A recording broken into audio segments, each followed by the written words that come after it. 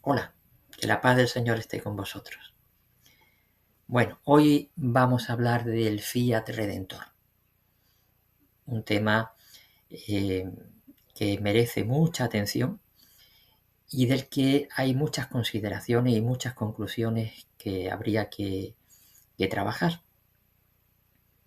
Por eso, precisamente por eso, yo quisiera hacer de este vídeo un vídeo muy sencillo, muy simple, muy esquemático, de forma incluso que pudiera servir para aquellas personas que se están iniciando en la divina voluntad o que no han escuchado nada de la divina voluntad y siendo creyentes, pues quieren saber algo de ella. Así que vamos a empezar de una manera, pues eso, concisa. Y precisamente, es conveniente, pues, tener recientes los dos vídeos anteriores, el Fiat Creador y Adán.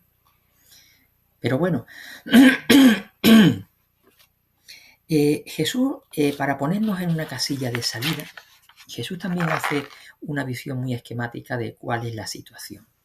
Dice, en el volumen 26, capítulo 23, dice, mira entonces, dos criaturas que descienden de la voluntad divina, Adán y Eva, y dan el campo de acción a la voluntad humana, forman la ruina de las generaciones humanas.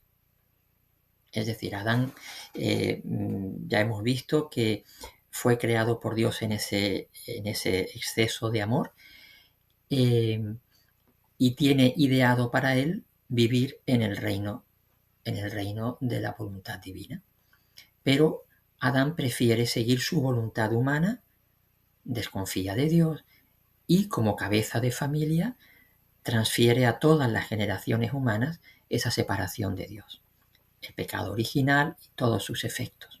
Bien, otras dos criaturas, la reina del cielo que vive por gracia en mi fiat divino y mi humanidad que vive por naturaleza en él, María y Jesús, forman la salvación y el restablecimiento, es decir, esa caída del género humano, de la humanidad postrada, María y Jesús la solucionan, salvan a la criatura y restituyen el reino de mi querer divino.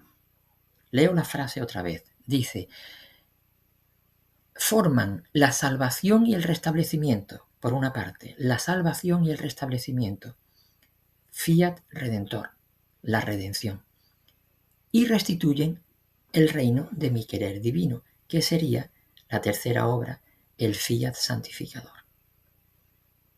Bien, esto es así de simple, así lo presenta Jesús a Luisa. Hay un texto que a mí me gustaría que lo tuvierais en cuenta y que lo leyerais como complemento de este vídeo, que es el volumen 12, capítulo 80. Capítulo 80. Ahí le dice el Señor algo muy, muy concreto también. Hija amada mía, quiero hacerte saber el orden de mi providencia, o sea, lo que Él tiene ideado para todos nosotros, su voluntad. En cada periodo de 2000 años he renovado al mundo. En los primeros lo renové con el diluvio. En los segundos 2000 lo renové con mi venida a la tierra en la que manifesté mi humanidad. Es decir, aquí tenemos a María. María, en su libro, en la meditación 11, le dice al Padre, piedad, Padre Santo, haz completa mi felicidad. Estos hijos infelices, la humanidad postrada, que llevo más que madre en mi materno corazón, vuélvelos felices. Haz descender al Verbo eterno sobre la tierra, y todo será acordado. Yo no descenderé de tus rodillas paternas si no me das el reescrito de gracia, de modo que pueda llevar a mis hijos la alegre nueva de su redención. Ese primer trabajo que hacen Jesús y María forman la salvación y el restablecimiento. Lo está pidiendo María en esos segundos 2000 años a los que se refería Jesús antes. Dice, la divinidad quedaba conmovida por mis plegarias y colmándome de nuevos dones, me decía, regresa al exilio y continúa tus plegarias. Extiende el reino de nuestra voluntad en todos tus actos. No le dice que lo extienda por toda, no le dice que haga milagros, no le dice que haga grandes predicaciones, le dice, extiende el reino de nuestra voluntad en todos tus actos, que a su tiempo te contentaremos. Es decir, en ese orden de su providencia, le dice a María, no te preocupes, vendrá el Verbo, tú, mientras tanto, ocúpate en extender el reino en ti, en tus actos, que eso hará que se extienda a toda la humanidad. Claro, así María hace de su vida una oración. Esa voluntad obrante en María, esa voluntad divina en María, le confiere el oficio de corredentora y pone en ella la semilla de la fecundidad divina y atrae al Verbo. El Verbo se encarna. ¿Dónde? En Jesús. De forma que tenemos a Jesús, que es hombre y Dios. Es el Verbo de Dios encarnado en una persona. Ahí se da la unión de la naturaleza humana y de la naturaleza divina. Dice, claro, todo este fiat redentor, todo este tiempo en el que hemos vivido en la redención, pues bueno, fue anunciado por los profetas. Cada vez se iban aproximando más y más los anuncios de que iba a venir el Mesías. Y una vez que vino, luego los apóstoles se encargaron de difundir el mensaje. Eran los ministros del misterio de la reconciliación, porque en Jesús Dios estaba reconciliando al mundo consigo mismo. Era la etapa de la salvación. ¿Y qué es esto de la salvación? Que se nos abre el cielo. Se nos abre el cielo. Y cuando Jesús asciende a los cielos, se lleva todas las almas que estaban en el Hades, en el Seol, los que murieron antes de cumplirse la redención. ¿De acuerdo? Pero Jesús dejó la oración del Padre Nuestro. ¿Qué quiere decir esto? Que Jesús salvó, y realmente salvó, y todas las almas de todos los que murieron antes de Cristo, Él las llevó redimidas ya al cielo. Pero dejó el Padre Nuestro para que siguiéramos pidiendo el reino, el advenimiento del reino, porque eso todavía no había venido. ¿De acuerdo? Bien, pues entonces dice el volumen 32, capítulo 23, dice, pero primero era necesaria la redención, porque ésta debía servir para labrar el terreno de las voluntades humanas, para purificarlas, prepararlas, embellecerlas y para hacerles conocer cuánto ha costado a este hombre y Dios la compra que ha hecho de esta voluntad divina para darla a las criaturas, a fin de que puedan recibir la gracia de poder recibir el gran don de ser dominadas por mi voluntad. Ya está hablando con miras al fiat santificador, al tercer fiat, a la culminación de la obra. Pero primero era necesaria la redención, que nos prepara. Todo este tiempo que hemos venido oyendo a los apóstoles, a su anuncio de este misterio de reconciliación y a esta salvación en Jesús, ha sido para santificarnos en una santidad humana, porque nos ha embellecido. Nos ha embellecido, dice, nos ha purificado, nos ha preparado. Bien, para que podamos entrever lo que le ha costado a este hombre y Dios lo que ha hecho. Más adelante dice, se necesitaba un hombre Dios que pudiese pagar y adquirir un querer divino. Esto es importante tenerlo en cuenta. Se necesitaba un hombre Dios. Hemos dicho que en Jesús se conviven las dos naturalezas, humana y divina. Conviven en una sola persona. Humana, Jesús, el hombre de Nazaret, el hijo del carpintero, divina el Verbo que se ha encarnado en Jesús. Entonces, solamente, dice, se necesita un hombre Dios que pudiese pagar.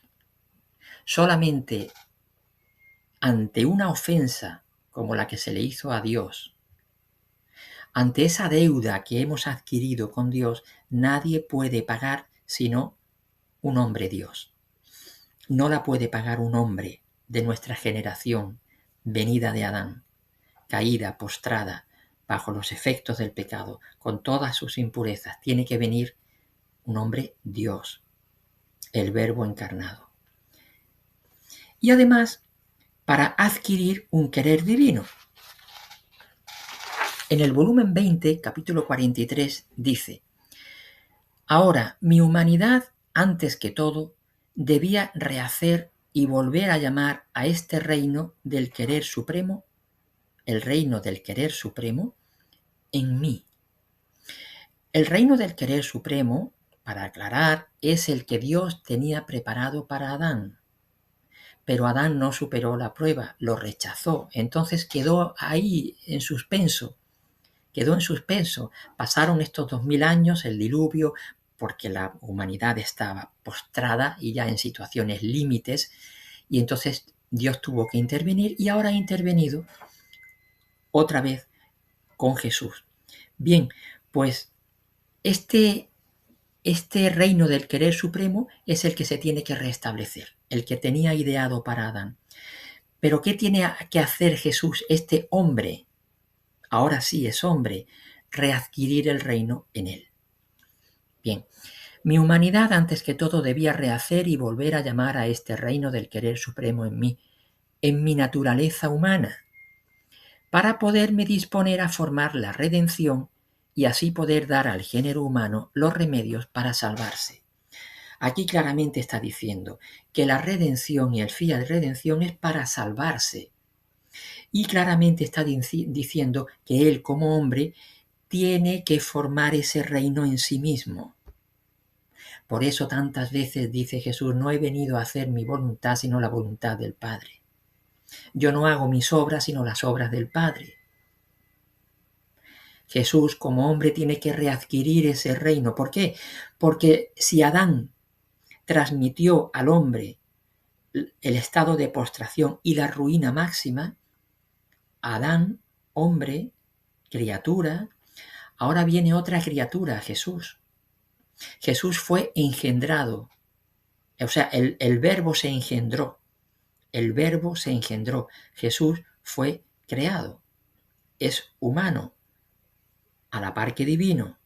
Bien, pues esta naturaleza humana, este Jesús en su humanidad, requiere tener ese reino para transmitirlo al resto de sus congéneres, a nosotros, sus hermanos. Creo que esto es muy claro, es muy esquemático, pero creo que esa simplicidad hace ver muchas veces misterios profundos. ¿De acuerdo? Bien, pues, ¿cómo hace esto Jesús? ¿Cómo hace esto de rehacer y volver a llamar a este reino del querer supremo en mí? Dice: así que mi voluntad suprema se ponía en actitud de acción en todos mis actos. Recordad a María, le decía la divinidad, le decía: extiende el reino en todos tus actos.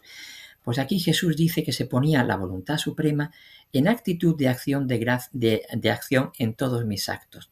Ella dominaba y triunfante investía con su potencia creadora mis lágrimas y gemidos infantiles, mis suspiros, latidos, pasos, obras, palabras y penas, en suma, todo. Y conforme los investía, los embellecía con su luz interminable y formaba la nueva creación de su reino en todos mis actos. Por eso cada cosa además que yo hacía, el fiat divino agrandaba los confines de su reino en mi humanidad. Más arriba dice: hija mía, en cuanto mi humanidad fue concebida, Así comencé una nueva creación para extender el reino de mi voluntad sobre todos los actos que hacía mi humanidad. Todos mis actos que hacía dentro y fuera de mi humanidad estaban animados por una voluntad divina que contenía la potencia creadora, y por eso mis actos recibían la nueva creación y se convertían en actos de voluntad divina. Aquí hay que hacer una consideración. ¿Recordáis aquel vídeo en el que decíamos que Jesús, cuando hablaba con el joven rico, dice, lo miró y lo amó? Y que aquel acto se extendió a todas las criaturas, de pasadas, presentes y futuras. Aquel acto de amor se extendió a todas las criaturas. Cada acto de Jesús estaba acompañado de esta potencia creadora de la voluntad divina. Entonces, con todos los actos que Jesús hizo en su humanidad, y pongamos aquí vida oculta, Jesús tuvo años de vida oculta, nadie sabía de él. Pero él estaba extendiendo el reino en sus actos. En esos actos, Jesús, en su humanidad, pero con la potencia creadora de la divina voluntad, estaba rehaciendo todas las vidas de todas las criaturas. Cada acto de cada criatura, cada pecado lo estaba sufriendo. Jesús empezó a padecer desde el primer momento de la concepción en el vientre de María. Bien, porque estaba lidiando con todos los pecados y estaba reparando y rehaciendo todas las vidas de todas las criaturas. Eso es lo que hizo Jesús en su humanidad. Curiosamente, el Catecismo de la Iglesia Católica habla de la vida oculta de Jesús y le confiere el valor de un sacramento. No sabe nada de la vida oculta. Eso se nos está revelando ahora. Pero le confiere el valor de sacramento a la vida oculta de Jesús. Y es que lo tenía, estaba rehaciendo. ¿Para qué? Pues no solamente para salvarnos, sino para darnos el reino. Bueno, hay una lectura que ya hicimos hace tiempo, en el volumen 1746, dice, la redención no fue otra cosa que una reparación a los males que había hecho la criatura. Nada agregó a la obra de la creación. Nada agregó a la obra de la creación. Claro, nada agregó a la obra de la creación porque la obra de la creación lo que quería era instaurar el reino y el reino no se pudo instaurar porque Adán lo truncó. Entonces, ahora la redención no fue otra cosa más que una reparación a los males. Nada añadió a aquello. Traía gracia y dice que nos dio un camino de santidad para embellecernos, para prepararnos y valorar lo que Él había hecho. Pero dice, hija mía, con toda la redención y la obra de la santificación, la santidad en el hombre es incompleta y para todos y para otros es como inútil. Claro, es inútil para el que no acepta la obra redentora de Jesús. Esto dice que si el hombre no se vuelve atrás para tomar mi voluntad como vida, como regla y como alimento para purificarse, ennoblecerse, divinizarse y tomar el primer acto de la creación, para tomar mi voluntad como su heredad asignada a él por Dios, las mismas obras de la redención y santificación no tendrán sus copiosos efectos. Así que el todo está en mi voluntad. Bueno, yo creo que podemos dejarlo aquí porque decía que quería simplicidad y si sigo lo voy a complicar. Solamente un apunte.